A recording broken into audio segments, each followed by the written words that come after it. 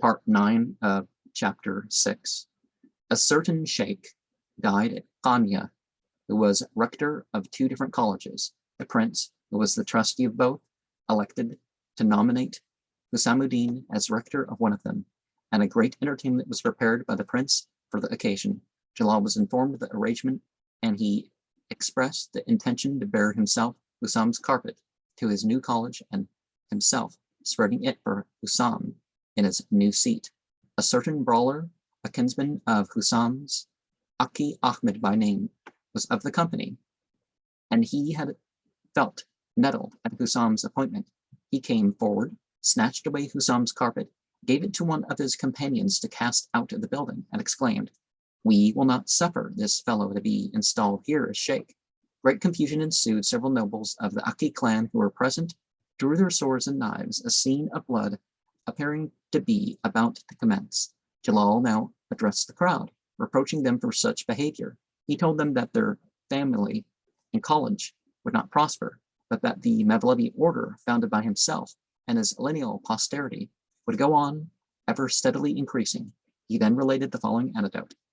A certain sheikh from Samarkand, Abul Lays by name, went on his travels for about 20 years with a view to study, partly at Mecca. At length, he set out on his return home, whether his reputation, as well as numerous disciples, had preceded him. Arrived at the outskirts of his native place, he went to the riverside to perform an ablution.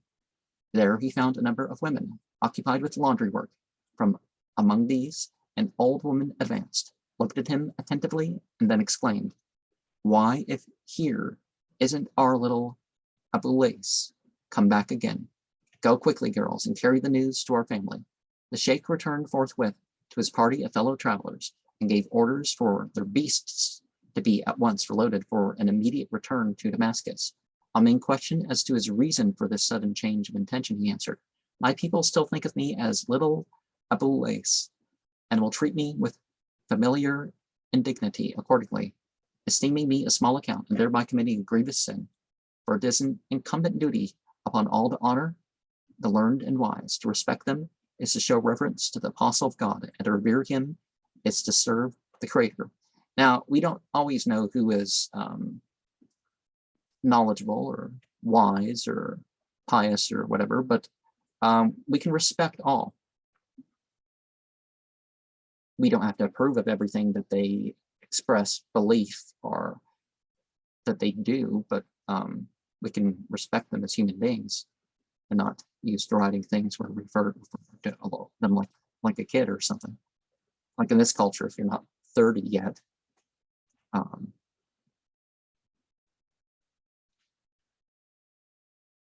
now the truth was that when a child, his father had always called him little Abu Lays, but strangers would not so understand that term of endearment. They would think it one of too free and easy familiarity, and as likely to draw down on the city and its inhabitants the divine displeasure. It was not consistent with true affection to allow the possibility of such a visitation to occur.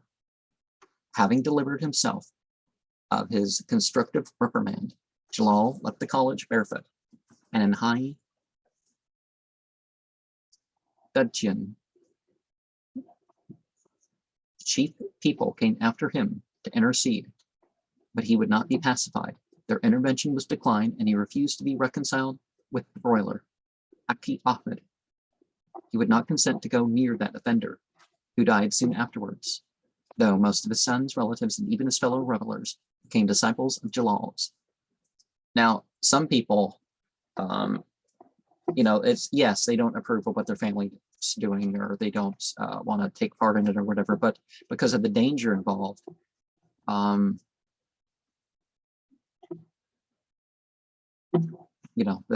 be separate. It's like for one, the danger of something being stirred up with the police. You don't want some criminal the police are going to search their home every 6 months or whatever. That's He died soon afterwards, though most of his sons, relatives, and his fellow revelers became disciples of Jalal's. The Sultan would have caused him to be put to death at once, but Jalal would not permit that. Aki Ahmed was never again allowed to show himself at any public reception, and was shunned by all, like the wandering Jew. Eventually, Husamuddin was appointed rector of both the colleges in question, and Ahmed's son Aki Ali was a disciple of Sultan Velid. Now, I don't know if that allusion is actually in that passage, but the wandering Jew bit, because it was a figure of speech and it's not as prejudiced as people say, because obviously the Jews themselves promote the idea. Well, some of them do.